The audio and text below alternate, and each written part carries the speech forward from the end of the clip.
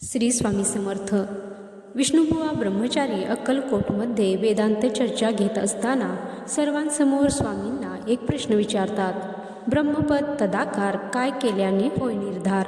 त्यावेळी स्वामी त्यांच्या प्रश्नाचे उत्तर न देता मोठमोठ्याने हसू लागतात.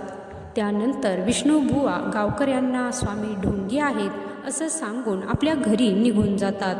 त्याच रात्री बुवांना स्वप्न पडतं की खूप सारे विंचू त्यांना डंक मारत आहेत. दुसऱ्या दिवशी ते घाबरत स्वामींजवळ येतात व स्वामींना स्वप्नाबद्दल सांगतात.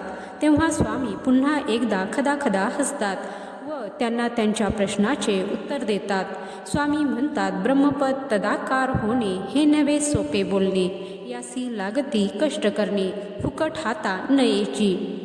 त्यावेळी बुवांचा अहंकार गळून जातो व ते स्वामींचे पाय धरतात. आता स्वामींनी त्यांच्या प्रश्नाचे उत्तर पहिल्याच दिवशी का नाही दिलं, दुसऱ्या दिवशी का दिलं? कारण अनुभवाचे बोल हे खूप मोठे असतात. स्वामींना त्यांचा अहंकार जाळून त्यांना ब्रह्मपदा योग्य बनवायचे होते. तसंच देवसुद्धा तुम्हाला तेव्हाच कळतो जेव्हा तुम्हाला अनुभव येतो. स्वामी तुम्हाला एखाद्या अडचणीमध्ये टाकून तुम्हाला बलवान बनवतात व एखादा चमत्कार करून तुमचा देवावरचा विश्वास वाढवतात. हे कायम लक्षात ठेवा. जय श्री स्वामी समर्थ.